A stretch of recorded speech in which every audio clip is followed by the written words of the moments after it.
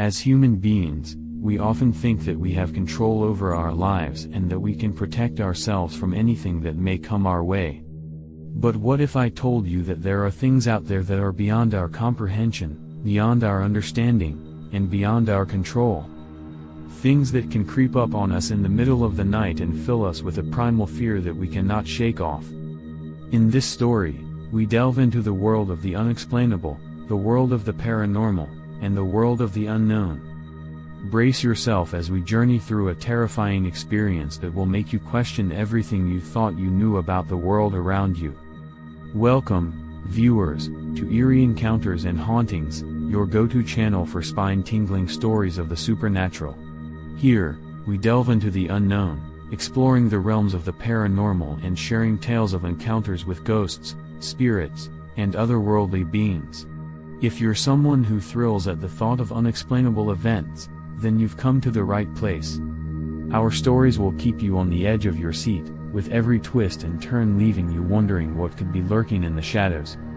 So prepare to be haunted by the story you're about to hear.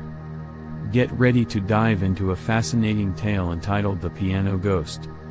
Karen's heart was racing as she recounted her eerie encounter with the ghostly hands that had grabbed her ankles. Her brother's story about his late daughter and father playing a game involving the piano only added to the chilling atmosphere of the house. As they made their way upstairs, Karen felt a sudden cold draft brush past her, causing her to shiver. She couldn't shake off the feeling that they were being watched by something unseen. Harvey, who had been quiet throughout the ordeal, finally spoke up. "We need to get out of here," he said, his voice trembling slightly. But before they could leave, they heard a faint melody coming from the basement.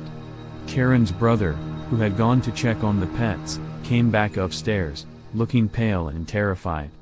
"There's no one down there," he said, his voice barely above a whisper. "But I heard the piano playing." Karen and Harvey exchanged a frightened look. They had to get out of there.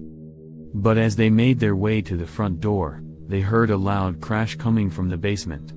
Karen's brother, who was leading the way, turned around, and his eyes widened in horror. Standing at the foot of the stairs was a little girl, dressed in a white nightgown, with long, tangled hair that obscured her face. She was holding a stuffed animal in one hand and beckoning to them with the other. Karen's brother screamed, and they all ran out of the house, slamming the door behind them. As they stood outside, gasping for breath, Karen looked back at the house. In the window of the upstairs bedroom, she could see the silhouette of a woman, watching them. She had a feeling that they were not alone in the house, that there were other spirits trapped there, unable to move on. From that day on, Karen couldn't shake off the feeling that she was being followed, watched by something unseen. She had nightmares about the little girl in the white nightgown, and the piano playing by itself in the basement. But it wasn't just Karen who was affected by the haunted house. Other residents of the neighborhood reported strange occurrences as well. Lights flickered on and off, doors opened and closed on their own, and footsteps could be heard in empty hallways. One family claimed that they had seen the ghost of a woman in their backyard, her face twisted in a look of terror. Another family reported that their daughter had been visited by a ghostly apparition in her bedroom, a little girl who kept asking her to play with her. As the rumors of the haunted house spread, more and more people became curious about the place. Some dared to enter the house, armed with cameras and recording equipment, hoping to capture evidence of the supernatural. But none of them ever came out the same. One group of teenagers entered the house one night, determined to find out what was causing the strange occurrences. They never returned. The only clue that was found was a camera, its footage showing the teenagers screaming and running down the hallway, pursued by something unseen. The house on the street became infamous, a place where people dared not venture after dark. It stood empty for years, until a group of developers decided to buy it and renovate it. But as soon as the workers began their renovations, strange things started happening again. Tools went missing, doors slammed shut on their own, and the sound of a piano could be heard coming from the basement.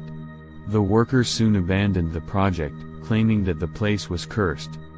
The house remained empty, a looming presence on the street, a reminder of the horror that had taken place there. Karen never went back to that haunted house again. The experience left a lasting impact on her, and she couldn't shake off the feeling of being watched. She told her friends about what happened, and they were all fascinated by her story. Some were even skeptical and believed that she was making it up, but Karen knew the truth. Months passed, and Karen began to feel like she was being followed. At first, she brushed it off as paranoia, but as the days went on, the feeling intensified. She would often turn around to see if someone was behind her, but no one was ever there. One night, while walking home from a friend's house, Karen heard footsteps behind her. She quickened her pace, and the footsteps grew louder. She turned around and saw a figure walking towards her, shrouded in darkness. Her heart raced, and she broke into a sprint, the figure following close behind. Karen reached her house and slammed the door shut, panting heavily. She locked all the doors and windows, and sat on her couch, trying to catch her breath. The feeling of being watched never left her, and she knew that something was not right. The next day, Karen decided to investigate. She went back to the haunted house, determined to uncover the truth. On her way, she met an elderly woman who had lived for a long time near the haunted house. Karen explained what had happened, and the woman's face turned pale. She told Karen about the previous occupants of the house, a family that had been murdered by their son. The son had been locked up in an asylum for the criminally insane, but rumors circulated that he had escaped and was still on the loose. The woman urged Karen to leave and never come back.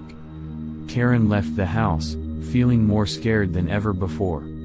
She couldn't believe that she had been living next to a house where a family had been brutally murdered. She realized that the feeling of being watched was not just her imagination, but something more sinister. Over the next few weeks, Karen noticed strange things happening in her house. Objects would move on their own, and she would hear footsteps in the hallway when no one was there. She knew that the ghost of the murdered family was haunting her, and she had to do something about it. Karen contacted a paranormal investigator, who agreed to help her. They performed a seance, and Karen felt the presence of the ghosts around her.